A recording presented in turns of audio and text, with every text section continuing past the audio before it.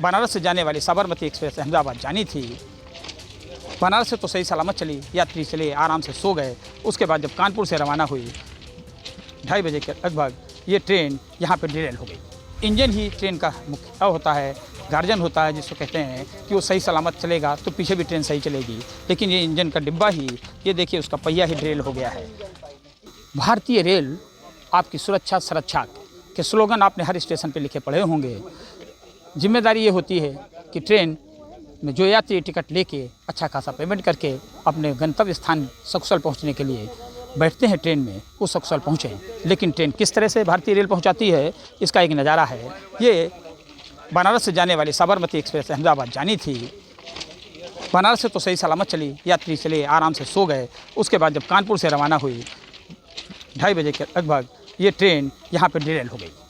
आलम यह है कि यहाँ पर देखिए इंजन ही ट्रेन का मुख्य होता है, गार्जन होता है, जिसको कहते हैं कि वो सही सलामत चलेगा तो पीछे भी ट्रेन सही चलेगी। लेकिन ये इंजन का डिब्बा ही, ये देखिए उसका पहिया ही डिरेल हो गया है। ये दो पहिए ट्रेन के इंजन के हैं, जो मुख्य इंजन के, वो दोनों डिरेल हो गए हैं। और इस दुर्घटना में 20 से 22 डिब्बे डिरेल हो गए हैं। पूरी ट्रेन पटरी से उतर गई है। इसके बाद यात्रियों में हड़कंप मच गया, यात्री यहाँ से सब चले गए। अब उनको ट्रेन के प्रशासन ने, रेलवे प्रशासन ने हालांकि उन सभी यात्रियों को दूसरी ट्रेन से कानपुर सेंट्रल भेजा है और उनको एक स्पेशल ट्रेन चलाकर डीआरएम दीपक सिन्हा का कहना है कि उनको हम अहमदाबाद या उधर गुजरात जाने वाले साबरमती के यात्री जहाँ जाना चाहें वहाँ भेजेंगे। लेकिन यहाँ देखिए चारों तरफ ट्रेन दुर्घटना के बाद ट्रेन के अधिकारी, रेलवे के अधिकारी यहाँ अपने वर्क में लगे हुए हैं। अंदर ट्रेन के ड्राइवर भी हैं, जिनसे हालांकि हमने बात करने की कोशिश की थी, जो उन्होंने बात करने से इनकार कर दिया। बिल्कुल शायद उनके बताने कुछ नहीं होगा कि ट्रेन को इंजन पे ड्राइव करके जिन यात्रियों को पहुंचाना था वो सही ढंग से पहुंचा नहीं पाए। यहाँ जब दुर्घटना हुई उसके बाद सबसे पहले क्षेत्र के पूर्व पार्षद हैं नवाब सिंह, ये यहाँ पहुँचे थे। यहाँ मौके पे हैं, हमसे पूछ रहे क्या नाम है सर आपका? नवाब सिंह है, दो नाम। क्या बजे की दुर्घटना हुई है, कैसे क्या हुआ? ये लमसम 2 और 2:30 के बीच के आसपास की घटना है। और आपका घर यहीं पास में? हाँ, ये संस्थान बना हुआ है, सेवा केंद्र बना है, इसमें आदिवासी बच्चे सब रहते हैं और धर्मार्थ चिकित्सालय भी है। तो तब से फिर ये जब स्थितियाँ ऐसी तो हम लोग सब लोग चाय पानी और जो हो सकता था, बच्चे सब हमारे संस्थान के सब यहाँ लगे हुए हैं उस सेवा में पानी से। ये है कोई यात्री घायल नहीं? नहीं, यहाँ घायल नहीं हुआ, शायद किसी को हल्की सी चोट थोड़ी सी लगी थी, बहुत नॉर्मल। इस रूट पे इसके पहले भी आप जितने दुर्घटनाएं देखी हैं?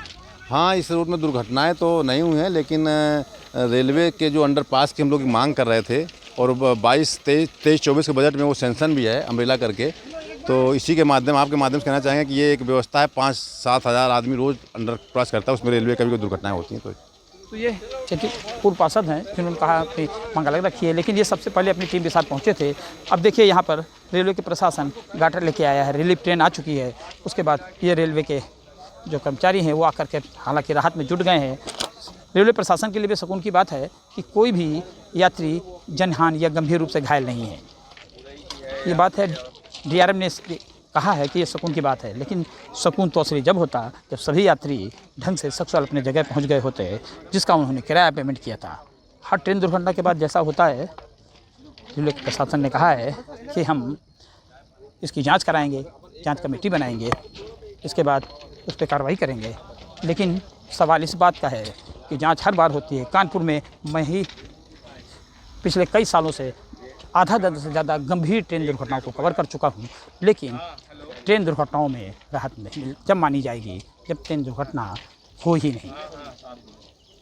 देखते हैं इसमें रेलवे प्रशासन की जांच में किसका दोष निकलता है। आखिर जो पटरी हर ट्रेन आने के पास पहले चेक की जाती है वो कैसे इस तरह हो गई कि उसमें ट्रेन का इंजन ही डिरेल हो गया और उसके बाद पीछे के उसके सारी डिब्बे डिरेल हो गए और बड़ी दुर्घटना होते होते बच गई। रंजय सिंह, यूपी तक, कानपुर।